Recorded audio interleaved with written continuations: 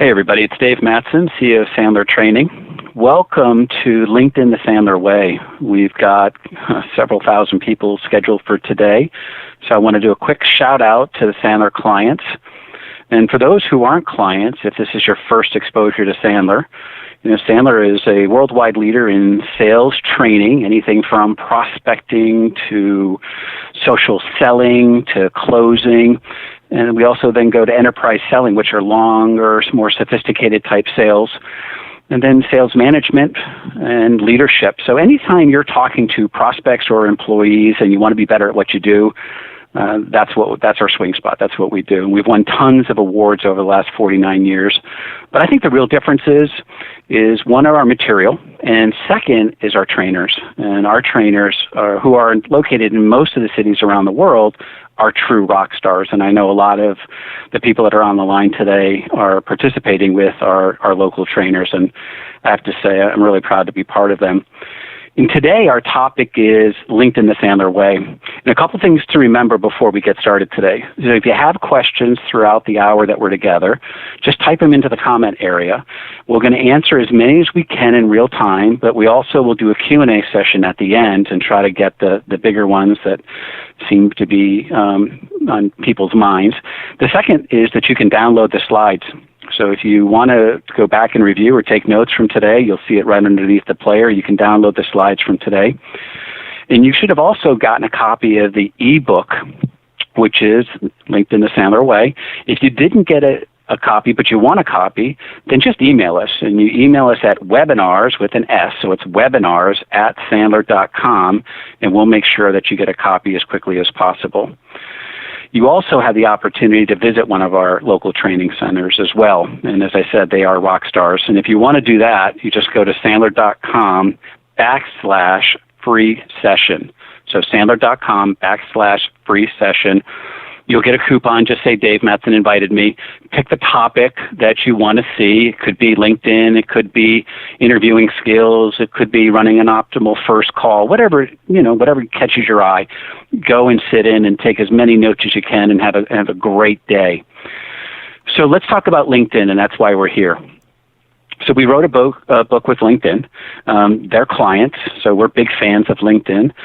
We have a huge following when we do our Sandler blog posts and articles on LinkedIn, and we have a lot of people on our Sandler group. And if you want to follow us, please go to the Sandler group and follow us.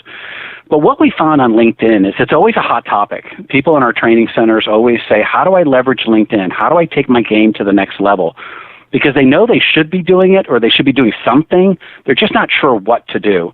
And what I've found is people spend either way too much time on LinkedIn. They think that's better than going out to talk to live people. Or on the flip side, they don't know what to do and they spend no time on LinkedIn. They send up their profile and they just kind of hope for the best. And they don't know what the best is, but they're hoping. So it's one of those things. There's no balance. I know that LinkedIn for Sandler has become our number one lead source around the world. Now think about that for a second. So we're in the business of finding net new business all the time, just like you are, and LinkedIn has become our number one source, and we're going to show you how we do that today. And in order to do that, I've invited Mike Montague to lead our discussion, and Mike's going to lead today. He's an expert on LinkedIn and social selling. He has been a longtime Sandler trainer. He's part of our corporate staff. So he's got a well-rounded exposure and history to help us take our game on LinkedIn to the next level. And he's got a heck of a challenge here today, group, because he's got to take 3 to 4 hours of content, and we're going to get it done in 45 minutes and leave us some time for some Q&A. So let me get to it. Welcome, Mike. Welcome to the program. Hey, Dave. Thanks for having me. I'm glad to be here, and I'm really excited to get into it. Talk about LinkedIn the Sandler Way, what we put into the book, and also some really good tips for salespeople on how to use LinkedIn. I hear so much about marketing tactics, some things that work for some people but not others. What we're going to talk about today, I think, is a strategy for LinkedIn that everybody can use to grow their sales regardless of whatever business they happen to be in or position in the company. And I think that is interesting and unique to our Sandler Training approach to LinkedIn, and I think people are really going to like it. So Before we get started, I have a couple of upfront contracts that I like to tell people. When we're talking about LinkedIn here, we're going to have a mixed ability group today. The current count right now is about 1,800 people listening. That's a wide range of skills from, just set up their profile on LinkedIn, don't do anything, to really LinkedIn masters and gurus that are already prospecting and getting business from LinkedIn.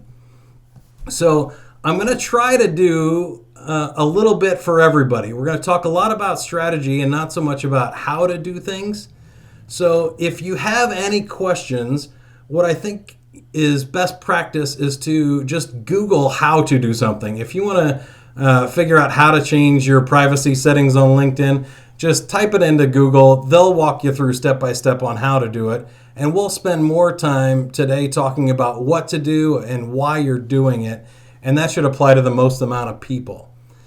Second thing is that we have a personal growth process everybody has to go through. So I like to equate this to any skill. David Sandler wrote the book, You Can't Teach a Kid to Ride a Bike at a Seminar. Really, you can't teach anybody how to do anything when they're just listening to somebody else talk about it. So listening to Dave and I talk about LinkedIn for an hour is probably not going to get you a whole lot better at LinkedIn. But if you look at the screen, here's what we can do. We can give you a lot of awareness about what is possible with LinkedIn, and we can give you as much knowledge as we can fit into an hour here. The next 3 steps in this personal growth process are going to be up to you. You have to apply the knowledge that you learn here today and actually use it on LinkedIn for this to be any real benefit for you. Second thing is, if you apply that long enough, it'll become part of your regular prospecting and sales mix. You'll take ownership of social selling and it'll become part of your regular strategy. And then I found the learning curve is pretty short. Really in just probably 6 months even, you could be better than anybody else at your office on LinkedIn or even your competition. And all of a sudden you're a master at social selling where you weren't before. So that's our goals for today, is give you a lot of awareness, a little bit of knowledge, but then it's going to be you to take the stuff and run with it. So make sure you download the handout and the free ebook that we gave you. The links are right below the player here in the web browser. And take this stuff back to your world. Find something that fits and apply it. There's no magic bullet. There's no special sauce that I changed these few things on my LinkedIn profile and all of a sudden thousands of prospects are calling me. That's not the way this is going to work. It's going to be a growth process and it's going to take some time and a little bit of effort. Is that fair, Dave? Yeah, that's fair. Of course, like any other personal development, it's going to take some time and new muscle memory, right, Mike? So, if you just start it and then kind of figure out what else am I going to add versus trying to be perfect day one, I think you're going to be better off. Yeah, absolutely. So the last thing here before we jump into the content, and then I promise we'll get rocking and rolling, it's going to be fast, is I want you to think about your LinkedIn questions. So I like 2 types of questions. One, really easy ones that make me look smart. And number 2, the really tough ones that change paradigms, that make us rethink how we're using LinkedIn. You can type any of those into the chat area. Keep in mind we have, close to 2,000 people on there, but we do have several staff members in there that will get you answers to the questions, help you with anything that you need. And remember, there's always Google too. So Google is faster than we are at returning and answering questions. So I promise you, most of this stuff is out there. We've just never put it into a plan before. So if you got a really good question that you can't Google, type that into the comments area now, and we will do our best to answer that when we get down to the end. So step number 1, and the first section of our LinkedIn the Sandler Way book is talking about changing the game. And it's probably the most common mistake I see salespeople make, is that they aren't using LinkedIn for social selling. They're either using it for marketing purposes, as a job board to either get a job or recruiting, or they just kind of set something up and they think it's too complicated and not doing it all. So the first step in being more successful at social selling is changing the way you think about it. And there's kind of 2 main tips for that one. The first one is you're not alone. You're not unusual. I've helped thousands of salespeople use LinkedIn, and yeah, the oldest one was 92 years old. I taught this guy how to email his great grandkids at college. And Dave, he was so old that he couldn't double click. He would click once and then click it again, and the browser wouldn't open. And when I said click on the link, he said, "What's a link?" So I guarantee you, like, the people listening on the line here are not, the worst. This is not impossible for you. Would you agree? I think, yeah, that's true, of course. And the good thing is, no matter what you do, it's better than doing nothing. So just take that mindset. I think you'd be better off. Perfect. And then social selling is for everybody, and I think you can really speak to this one too, is that everybody is in sales of some sort. So even if you're in customer service or something, you need to be on LinkedIn and be networking, because you can be passing referrals to the rest of the team. And if you are in sales, you're probably social selling whether you think you are or not, because everybody's using social media. There's over 400 million people on LinkedIn. There's 1 billion people on Facebook. It's part of our lives now. Social selling is around for everybody. Anything else you want to add to that, Dave, about why you should be social selling? No, I just think it's maximizing your time. I mean, let's face it, there's only a certain amount of time that you can actually physically talk to people, whether it's voice-to-voice or face-to-face, and using social selling to augment what your typical daily behavior plan is the way to go. You're just going to be more effective and more efficient. You can touch more people, and I think that's the key. And I know you're going to get into how to leverage other people's contacts as well. But social selling is here to stay. It's been here. I know a lot of us were hoping and, kind of wishing it would go away because it's not our thing. We're dinosaurs. But it is here, and we're going to make it easy for you. Perfect. So then my last tip on attitude is to change the way you're thinking about social selling. Is people get weird. When the postal mail was the only way you could communicate, there was junk in your mailbox, right? There was direct mail. And then fax machines came out, and we got fax blasts, and then email, and we got spam. And now social media. It seems like the default for people is to push and say, "Hey, buy from me," whenever they get a new audience or medium. What I found the best attitude for LinkedIn is, how do I take my real life networking, the stuff that I'm doing already well in real life, and translate that to online networking? So if you're at a real networking event, a chamber event or something like that, you wouldn't walk up and say, "Hey, I got a great deal on this. You want to buy something?" You'd probably introduce yourself. You'd probably start a conversation. You would be listening to other people, and there would be back and forth. And I think if you you take that attitude, that's really going to be the best for your social selling. So, Dave, does anything come to mind there of, how do we take real life networking skills or real life selling skills and translate that online? Well, look, I think, and we're going to talk about this, I know, but establishing credibility online through social networking is key. Giving opinions, offering value is the key. I think where people get frustrated, Mike, and you said it, is to go on and think that it's going to be a prospecting lead source immediately without setting the groundwork for it. And as you said, you wouldn't do that in real life, and it won't work online either. And I think that's the disconnect for a lot of people. Yeah, perfect. So think about those good things you do networking, listening, starting conversations, being presentable, having a 30-second commercial prepared, and you'll be prepared to start social selling. So part 2 of the book is creating a client attracting profile. And what we mean by that, the keywords there are client attracting, right? So that means that rather than attracting a job or recruiters, you want to be attracting prospects for yourself. And it really makes a big difference. It's interesting because I can't tell you, if you printed off probably 5 different financial planner profiles and you blacked everything out like with a Sharpie, the government black lines it, and you took out all the names and addresses, could you really tell those profiles apart? And most people would probably say no, that they don't have anything really unique that attracts clients on their profile compared to their competition. So we're going to show you some quick tips on how to do that. And the second thing I want you to remember here is that even if you are looking for a job, recruiters are looking for people who are already doing a good job.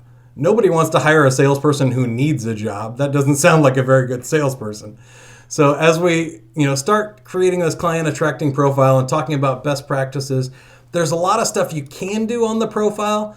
What I want to focus on are the few things that make a statistical significant difference. So we've done a lot of research on this, and there's a few things here that make a great profile for a salesperson. The first thing is a professional photo. If you are not adding and not having a picture, you're getting a tenth of the views and interaction on your profile that you could be getting. And a professional picture makes a huge difference, because what I found is, nobody looks good in a selfie because the camera is too close to your face. A professional photographer is a professional for a reason, because they will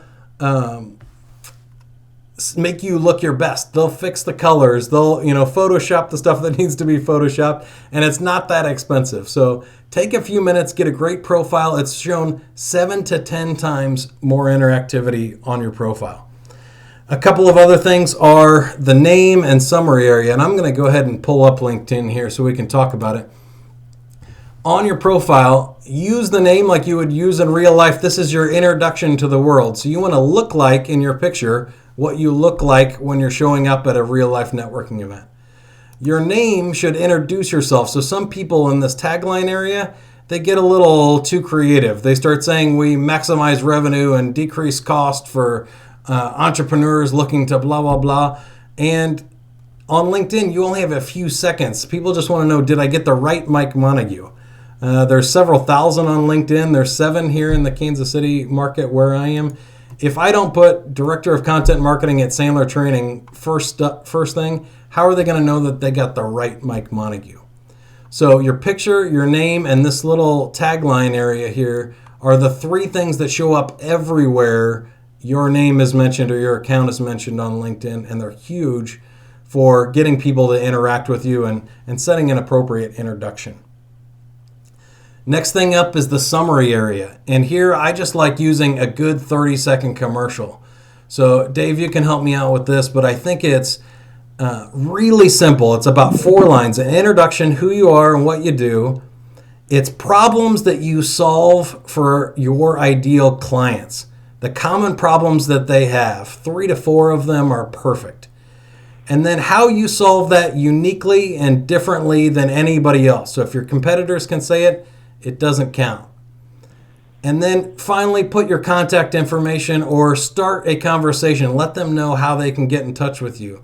Maybe put an interesting question in there so that it'll get people thinking. Dave, any other tips on the 30-second commercial? So let's do 30-second commercial for a second, because it's one of those things that happens in live networking as well. Most people will show up and say, let me talk about me. Our business was started in 1912, then we moved across the street in 1936, and they go through this chronological history, and it's boring, and it's all about the person who is talking.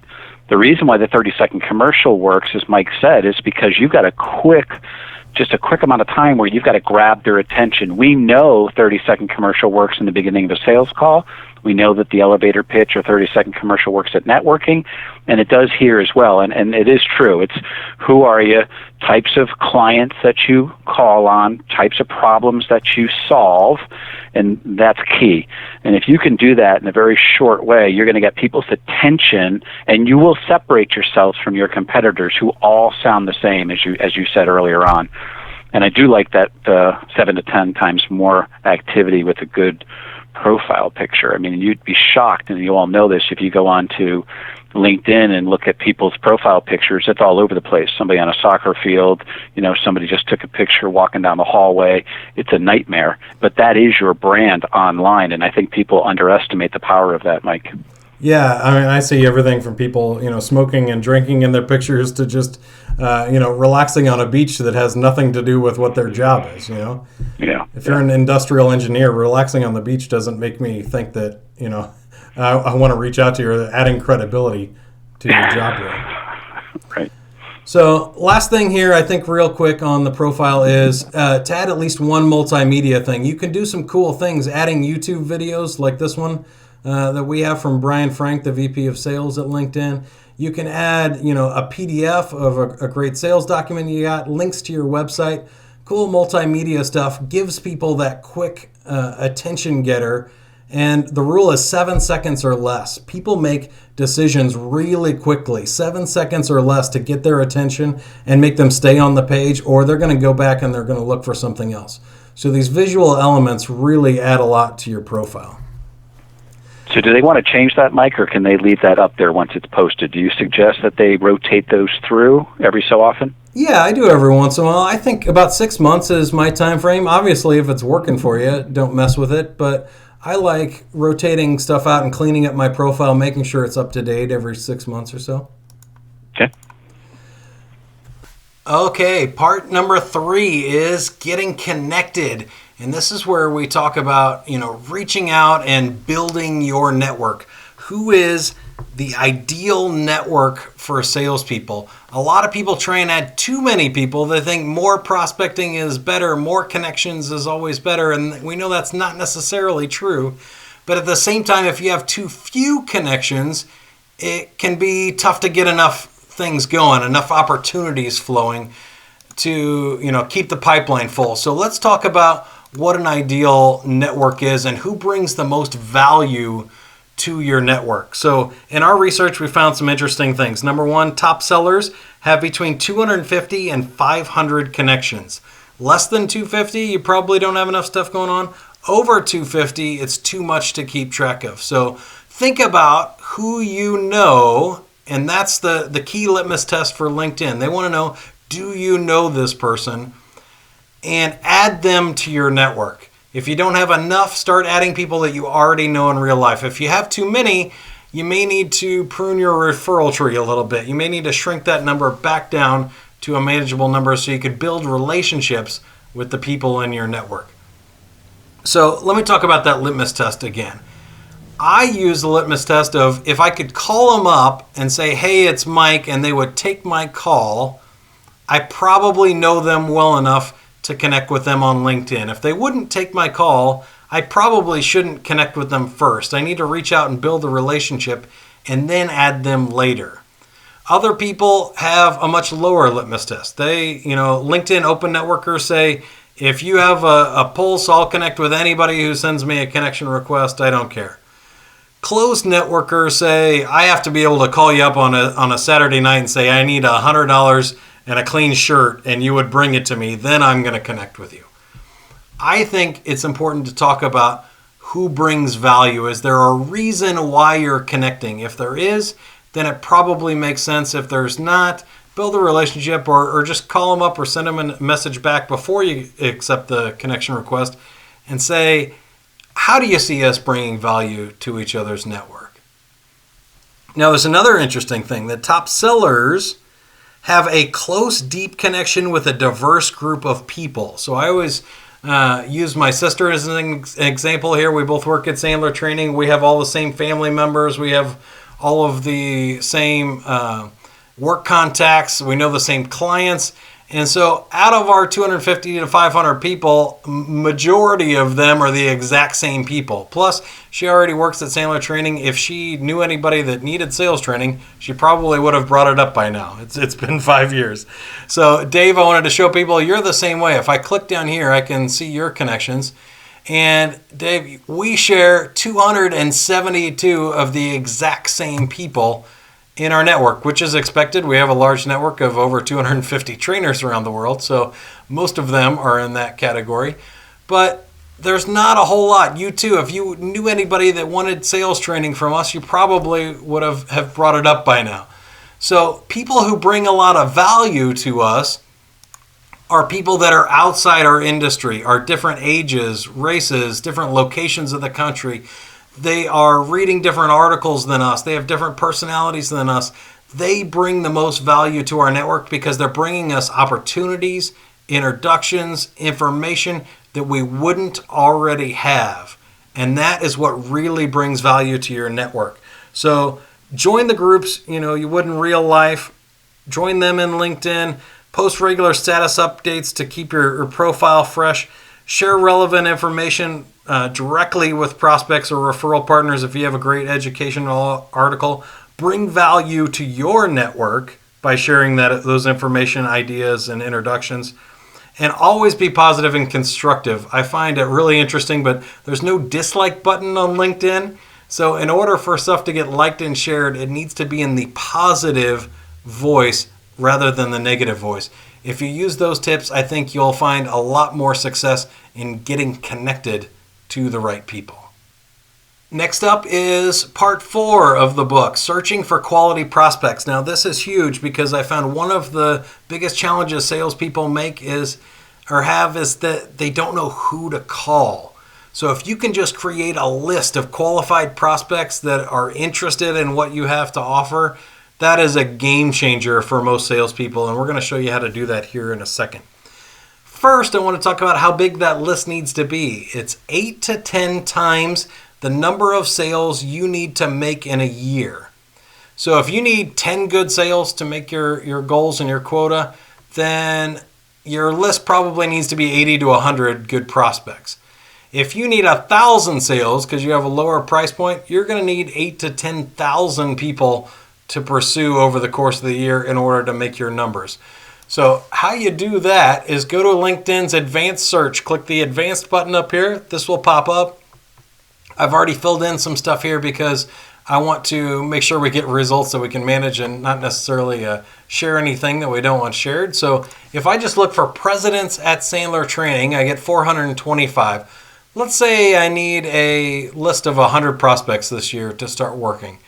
Well, those are current presidents, and the word Sandler Training in quotes mean that Sandler and Training have to be in there in that order. If I don't have the quotes, it's Sandler or Training, and they can be in any random order on the profile that they want. So that's some search tips for you. I probably only want maybe second-degree connections.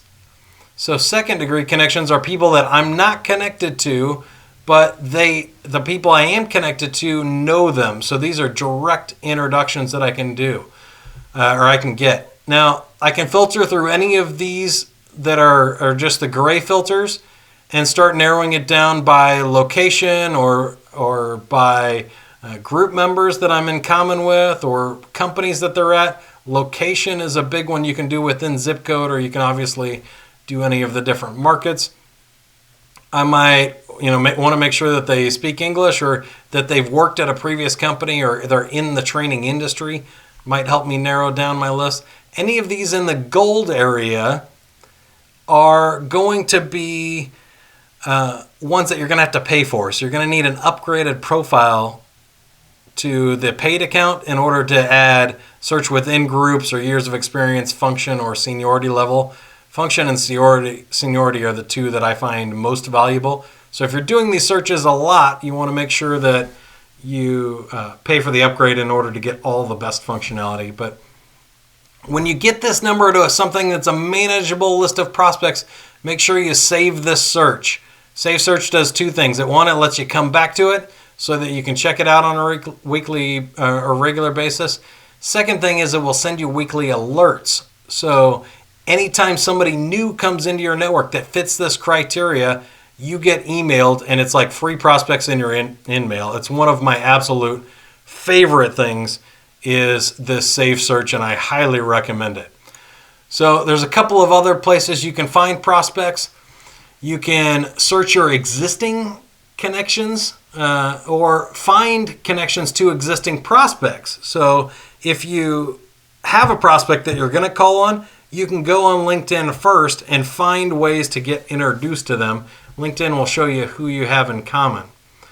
Also, you can use the Sales Navigator. That's another paid tool. It basically creates a team selling approach. Or if you go to a prospect's profile, you can see people also viewed or similar companies. So LinkedIn will say out of all the people on LinkedIn, these people are most similar to the person that is your ideal client. That to me is a valuable way to find ideal clients that you didn't know about. So if you bring on a great company, find the companies that are most similar to or people also viewed. And those are like 6 companies that could be ideal clients for you too. I think that only makes sense. Stuff that you're talking about now, Mike, is that on the premium or is that just on the basic free LinkedIn? Yeah, all of that stuff is free. Now, there are some additional filters and stuff that you can pay for.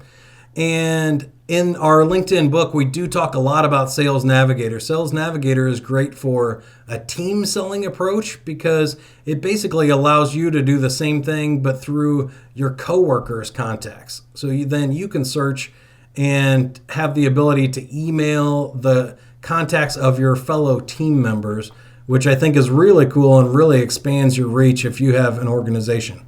If you're a solopreneur, you probably would look for other assets in the Sales Navigator, things like being able to cold email more people or getting those additional search features.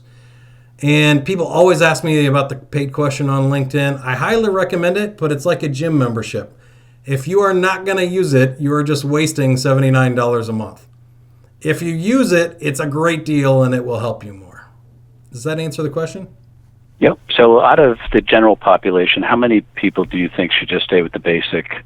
And at what point do you decide, forget Sales Navigator for a second, that's got a unique business case. Mm-hmm. What about the premium itself?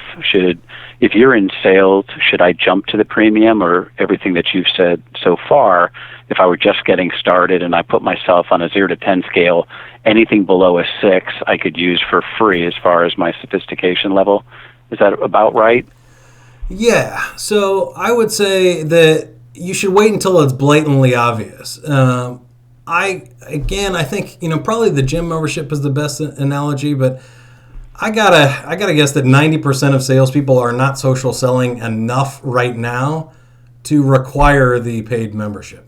And just because you pay doesn't mean you'll magically get any prospects. So it's a behavior thing.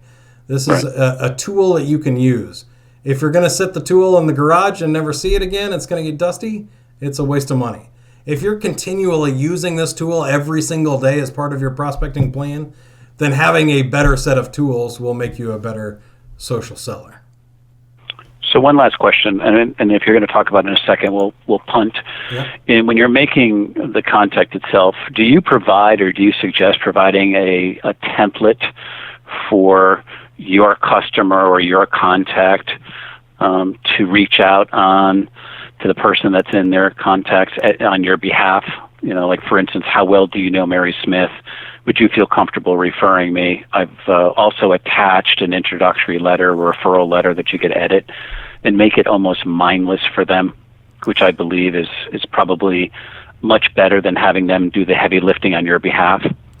Yeah, absolutely. So we're going to talk about that here in Making Contact. Once you've found the ideal prospect, now we got to reach out to them. And again, people seem to get weird. It seems that they seem to want to just spam people. I think salespeople get antsy or they just forget and they default to being too aggressive in their sales approach. And so what's interesting is I hear all kinds of marketing people say don't sell on LinkedIn. And what they mean is don't market on LinkedIn. They mean don't blast sales messages that say, hey, buy from me on social media. What I consider sales, and I know, Dave, what you consider sales is not that. We call it, helping people, facilitating a discovery process that allows people to buy and having normal conversations. We would never go in with a presentation before anybody invited us over. So Making Contact, I think, is a lot about doing the right things you would do offline in a sales call, and having some of these things electronically makes it a whole lot easier for you. So let me pull up, because I was typing one here earlier. If I was going to email Dave Mattson, I would use my 30-second commercial, and here's some quick tips for you. These are awesome because, again, they're statistically significant in that they get better results. Number one is If you respond within 5 minutes of somebody posting on LinkedIn, you have 100 times greater chance of them seeing the message or answering the phone call. If you think about it, when they're on LinkedIn, they either have their phone in their hand and they're using the app, or they're at their desk not working on anything important. So you have a 5-minute window that you have 100 times greater chance of getting a hold of them if you see social media activity. Second thing is, if you use this in-mail message, if you click send a message here on their profile and send an in-mail message rather than an email message, there's a 7 times greater chance of them reading the message. And that's because people pay attention to messages from LinkedIn. If you send just a straight email, which is fine too, but it may get caught in spam, it may look like spam and they delete it, or they just didn't have the right address for them. LinkedIn, people keep that stuff updated and they pay attention to direct messages on LinkedIn. Is that because at this point Outlook is just almost like white noise? At some point you get bombarded with Outlook emails and you know that an in-mail is coming from somebody you probably know, and it's different, it's special, because 10 times more effective with an in-mail, which I know is accurate. But it's amazing, especially when you do it very quickly. If you don't pick up the phone, certainly email them back when you can see some social activity. So what's the rationale? Is it just different? Is it new? Are they just bombarded by Outlook? A little bit of everything. LinkedIn gets whitelisted, so it's safe listed and allowed in most organizations. So it gets through more. Second reason is it does look different, and it has value because LinkedIn send messages of value all the time. So people see it. They don't look like spam. And fourth, it also puts this alert up here. We've all seen, the message up here that you have a new in-mail from somebody. So there's actually an alert in LinkedIn that tells them there's something specific there too. So all of those things combine to a big difference in sending a message versus an email. Now, what those things contain, I think, are generally the same thing. So here's another super big tip. This makes a dramatic difference, is short subject lines. Marketing messages, spammers, robots, the letters from Nigeria, all of them use long subject lines because they're trying to attract your attention. What we know is that human beings who actually write messages are lazy. Human beings use short subject lines, things like introduction, question, help, hey, read this. Like they're short, and when we write real messages. So if you use, my favorite one is question, my second favorite is introduction or help. People will open up the email to see who needs help, what the introduction is, or what the question is. So they'll at least read your message. Then in a first message, I like using our 30-second commercial. So I wrote another one here, really simple, that if I use the subject line question to Dave, first line would be I introduce myself. I hope my name sounds familiar. We've worked together for the years now, Dave, and we speak regularly. So whatever we have in common with somebody or why we're reaching out. Then a really quick pain statement. And what we found is people don't remember lists longer than 3 or 4 items. So people get way too creative and they try and give people the 83 reasons to buy from them. But nobody reads that whole list and nobody remembers that whole list.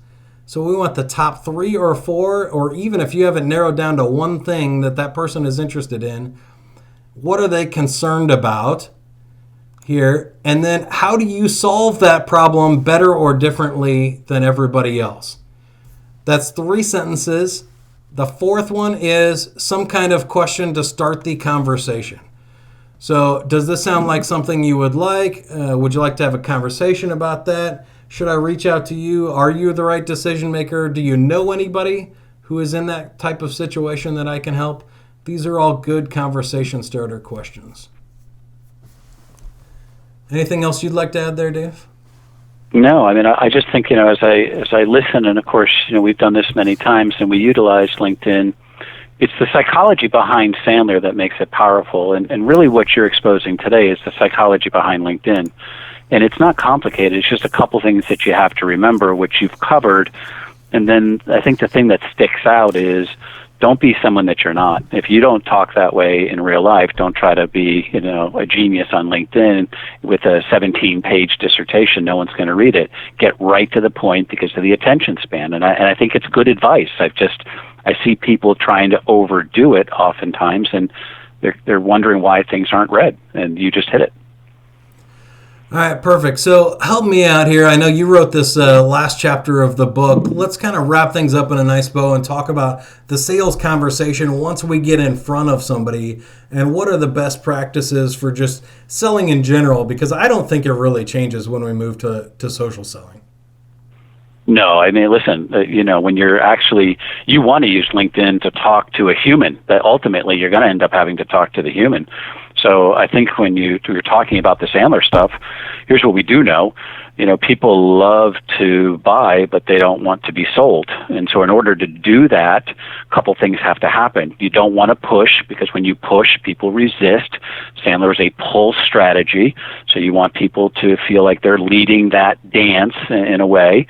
But you want equal business stature. If you're going to reach out to them on LinkedIn, when it's time to actually talk to somebody, make sure that you look at yourself as an equal to somebody that you're reaching out to.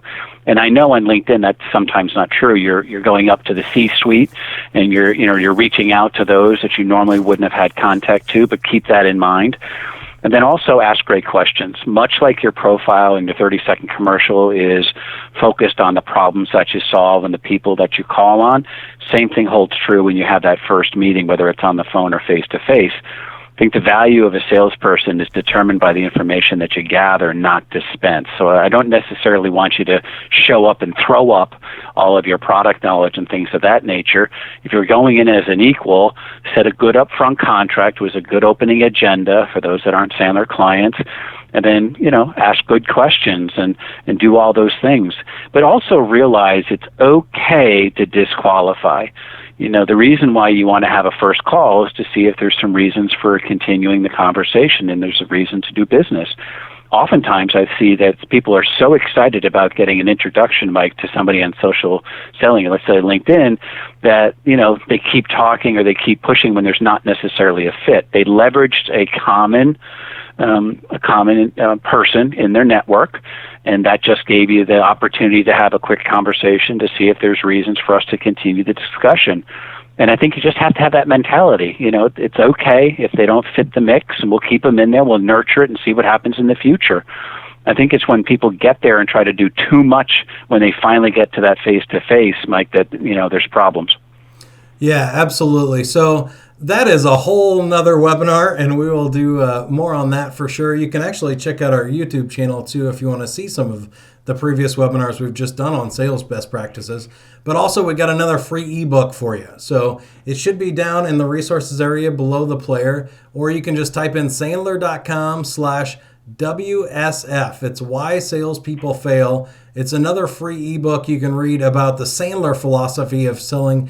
And it's really about how to do the opposite of traditional pushy salespeople and be, somebody that sells with integrity and somebody that qualifies before they present and somebody that gets invited in by their qualified prospects rather than trying to knock down doors to find people. So hopefully, if that is interesting to you, you'll get that book at sandler.com/Why Salespeople Fail. So last thing that I want to cover here is some prospecting best practices and prospecting behaviors. These are the top 10 things that I would recommend you do on a regular basis to fit into your prospecting mix. Now, I don't know anybody that does all 10, so don't freak out and say, oh my gosh, I have to add all of this stuff to my weekly or daily prospecting plan. That's not the point. The point here is these are 10 good things that have been shown to be relevant to getting more business through LinkedIn. And so if you will look at this list and pick 3 things that you could add to your current prospecting plan, I think that you will find this webinar and these activities extremely profitable for you. So the first thing is search those connections of your contacts prior to all the meetings and be prepared to ask for referrals. You do that, I guarantee you will get more referrals. We talked about that one. Create a saved search of 10 times the number of sales you need in a year and pursue introductions to those referrals. We've talked about that one.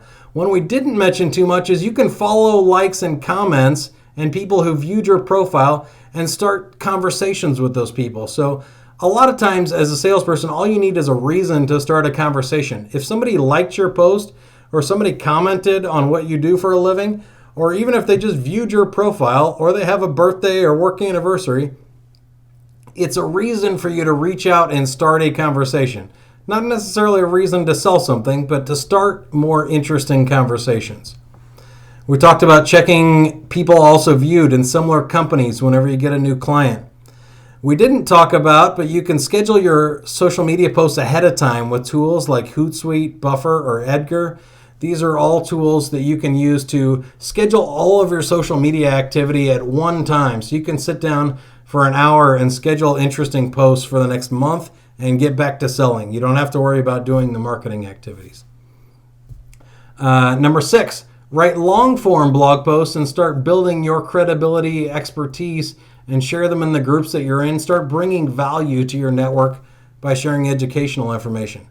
You can send cold messages to prospects when you can't get an introduction. Number 8 is one of my favorites. Don't be afraid to putt. Pick up the telephone. If somebody says they want to buy something from you, you don't have to keep messaging them through LinkedIn. You can pick up the phone and start a conversation if you see a legitimate buying signal or a reason to have a conversation. Number 9, research offline leads and prospects on LinkedIn to find conversation starters and ways that you can maybe get more referrals or positive recommendations to people. So just because you already have a sales call in your calendar doesn't mean you shouldn't look that up on LinkedIn before you show up. And number 10, easy things, birthdays, work anniversaries, and especially job changes. If your ideal client, the buyer at your ideal client leaves and goes to another company, if you keep his business and you keep your existing client, you just doubled your revenue. And LinkedIn is amazing for tracking job changes and opportunities to grow your business. So Dave, any of those stand out? Yeah, I mean, listen, I like all those. I tell you, I took a ton of notes. I like the fact that early on you say, hey, put a picture in. It's going to be a lot more productive, which I believe it's true. You should actually reach out 5 minutes after a posting or 5 minutes when you see somebody's there. I thought that was awesome. Always have a 30-second commercial as you would face-to-face. Put it in your profile. Make sure that you send emails through InMail. You're going to have 7 to 10 times more productivity there. Do your advanced searches, so who knows who. But also go down to the people like whoever, like Dave, and see who else is like them. I liked that. Hey, send out an email asking your connection for an introduction to somebody. Give them a template. Ask them by name. I also like when you say, hey, once a month or once a quarter, whatever fits for you, show up at your client meeting with, do you know these people? How well do you know these people in your network? Loved that. I also love the one, look to see who looked you up. I mean, I see people looking up my profile all the time, and now I'm curious, why are they looking me up? And now it starts. But I also like that last one, which I think we don't do enough of, which is to look at the job changes. And so oftentimes you don't know a key contact in your organization from a client perspective has left until it's too late. And when somebody new comes into an organization, they're always tasked with making changes, which sometimes, unfortunately for you, could mean get rid of you. So you want to go in and make sure that you protect your existing customer if your key contact left, but also follow them, as you said, to their next job, and you can be a key, value relationship type person with that client as they go to their next job. I loved all that stuff. I think we covered a lot today, Mike. Awesome. So we have some offers for people here that I know you have a whole bunch of questions, and we're going to stick around and answer more of them, but we want to wrap up and end here on time. So if you would like a free session, a free training session that our current clients are already going to with a Sandler trainer in your local area, go to sandler.com/free session, and you get a free coupon to show up and just attend a training session. It's a great way. You can also just look up at Sandler.com and find a local training center and give them a call. There's over 250 of them. There's one close by. And these people are awesome trainers, and they're willing to help you with whatever you need on LinkedIn or just general sales and management and customer service training for your company. Second, you can visit sandler.com/WSF for the Why Salespeople Fail free book offer. And in case you missed it, don't forget the Sandler book, LinkedIn the Sandler Way, is at sandler.com/LinkedIn Secrets. You can register there, or if you're watching the recording and you didn't already get the book, go to sandler.com/LinkedIn Secrets and get yourself the free copy of the ebook, LinkedIn the Sandler Way. Dave, anything you want to add, or should we try to find a couple of good questions in let's get some questions. I mean, I think we answered a lot of them already, Mike, but I just remember back in 1986, I got a coupon to attend a free training center, and I went, and it changed my life. And so hopefully if you have that desire to improve your own profession, and make sure that you do a better job, take us up on the offer. Changed my life. So what sticks out for a Q&A, Mike, that we have not already touched upon? I'm seeing a lot of them, and it's awesome that people in the chat room seem to be helping each other answer questions, which is great too. Says, there's one here. How much time should you spend on LinkedIn? Like, what's a good amount of time per day that's healthy, that's not too much? I think it's probably, I'd say 15 minutes, maybe morning, noon, and night would be more than plenty. So a lot of people check LinkedIn before the day starts because you can kind of clean stuff out or post interesting messages, see if there's anything for the day. Lunchtime is a really easy time people jump on, and then at the end of the day to see if you missed anything. If that's too much, I really don't spend a whole lot of time. I jump in there when the situation calls for it. So when I'm starting to make my prospecting calls, I need to start doing my research, or when I want to find an introduction or referral, I'll jump on there and do my research. So there are some things you can schedule and certainly make it part of your cookbook, but I think it's kind of as needed basis there. So when I'm going to a prospect, I'm going to look them up, see what their profile, see who we're mutually connected with, but also see what groups that we're associated with, which I think are three simple things. Anything else pop into your mind when you're going to go see somebody that you don't have a relationship with and using LinkedIn? Yeah, I think you nailed it. Who knows them? And then I've just been you never know. It could be that your next door neighbor is their, second cousin and stuff, and you didn't know because you didn't look on LinkedIn. It could be you went to the same college. I was in the same fraternity with the president of a really large client here in Kansas City. And so I just didn't even know that it was the same guy until I went on LinkedIn and looked. So there's lots of interesting things that happen when you do the research. I'll tell you what, we went on a prospect call, and they were just saying, hey, we want Sandler, we're looking for something new, and all the typical new prospect rhetoric. And come to find out when we went on this individual's profile that they were an active member of a competitor. They were in the blog, and they were happy customers and all that good stuff.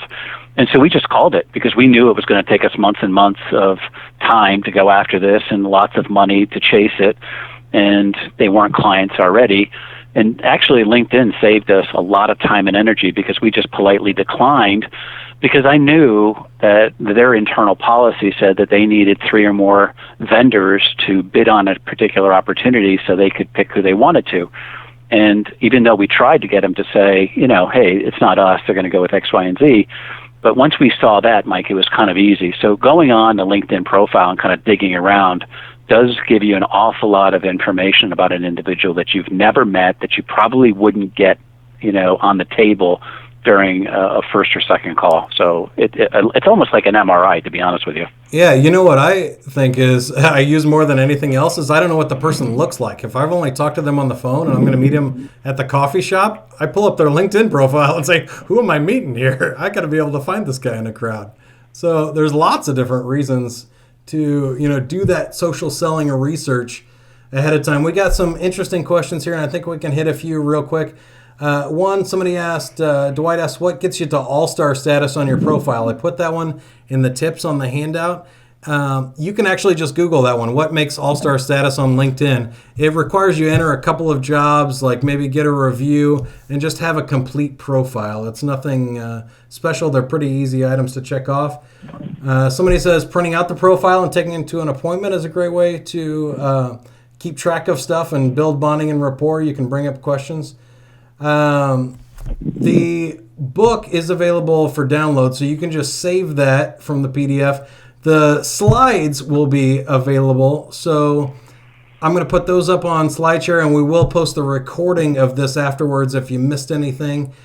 And they keep asking, is in-mail message of more significant value than an invite message? And I think those are different things. So personally, I don't connect with people unless I have a reason to and I know them. So I'll send an in-mail message first if it's cold, and then I'll send a connection request if I've met them somewhere else or we've had a phone conversation. So to me, the in-mail is cold. The connection request is when you know somebody and it's warmer. And then once you're connected, you can still send messages through LinkedIn, but they don't necessarily have to be cold in-mail messages. So a lot of people second my tip on Buffer, Edgar, and Hootsuite as huge time savers, and a lot of issues about the paid searches. Those are all things you can easily Google. So the paid accounts, there's a lot of different varieties. There's recruiters ones, there's sales ones, are just business profile accounts. So do your research on those. And again, I don't necessarily recommend you buy them unless you know why you're buying them and doing those things for a reason. Dave, did you see anything else we need to hit here? No, Mike, I think we did a great job today hitting all the high-level stuff on LinkedIn. I think ultimately you just have to start. And much like our journey for being professional leaders or professional salespeople, we're going to continually improve along the way. And you may find that you're going to update your profile over the next 3 to 6 months. If you can't get to it, it's okay. That doesn't mean you shouldn't start doing it.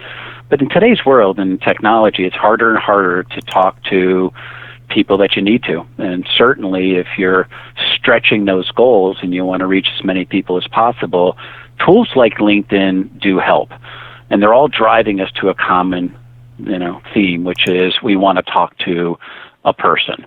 And so we don't want to hide behind LinkedIn or social selling, but we do want to leverage it and take our game to the next level so we can have a relevant conversation with a buyer. So first, I want to thank you, Mike, for coming on and sharing your wisdom and insights. I know you're one of our internal experts on LinkedIn. So and the challenge was, of course, to take a 4-hour program and put it into an hour. I thought you did a great job.